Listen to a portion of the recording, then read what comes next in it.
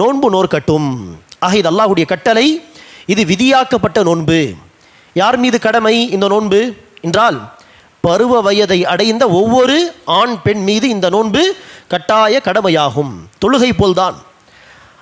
ஆனால் பருவ வயதை அடைந்த பிறகு நாம் நோன்பு வைக்க ஆரம்பித்தால், நோன்பு வைத்து பழக்கம் இல்லாத காரணத்தினால் பல நோன்புகள் வைக்க முடியாமல் போகலாம். அதற்காக தான் எப்படி பருவ வயதை அடைந்த பிறகு தொழ ஆரம்பித்தால் அந்த பழக்கம் இல்லாத காரணத்தினால் பல கடமையான தொழுகைகள் விடுபட்டு போகலாமோ, அதற்கு மார்க்கம் பருவ வயதை அடைவதற்கு முன்பாகவே சிறு பிள்ளைகளுக்கு தொழக்கூடிய பயிற்சி தர வேண்டும் என்று சொல்கிறதோ, அதே போல்தான் நோன்பு விஷயத்திலும் சஹாபாக்கள் என்ன செய்வார்கள்?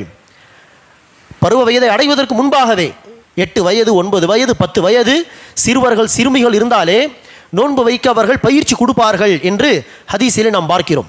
ஆக பருவ வயதை அடைந்த பிறகு ஒரு கடமையான நோன்பையும் நாம் நினைச்சக்கூடாது, விட்டுவிடக்கூடாது என்பதற்காக பருவ வயதை எட்டுவதற்கு முன்பாக என்ன செய்ய வேண்டும்?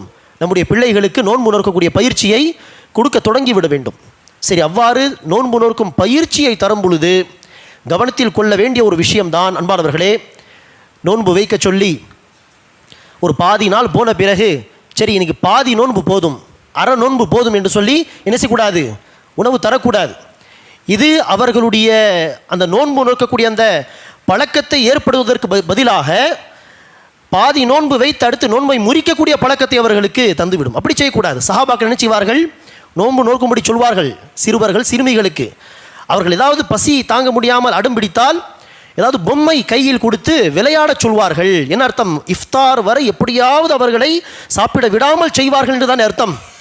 பாதி நோன்பு வைத்த பிறகு சரி பாதி நோன்பு போதும் சாப்பிடு என்று சொன்னால் இது தவறான ஒரு பழக்கத்தை கொண்டு வரும். ஆக சிறுவர்களுக்கு சிறுமிகளுக்கு நோன்பு நோக்கக்கூடிய பயிற்சியை தர வேண்டும். அப்போதுதான் பருவ வயதை அடைந்த பிறகு அவர்கள் கடமையான ஒரு நோன்பையும் விடாமல் அதை கடைபிடிக்கக்கூடியவர்களாக உருவாக்கப்படுவார்.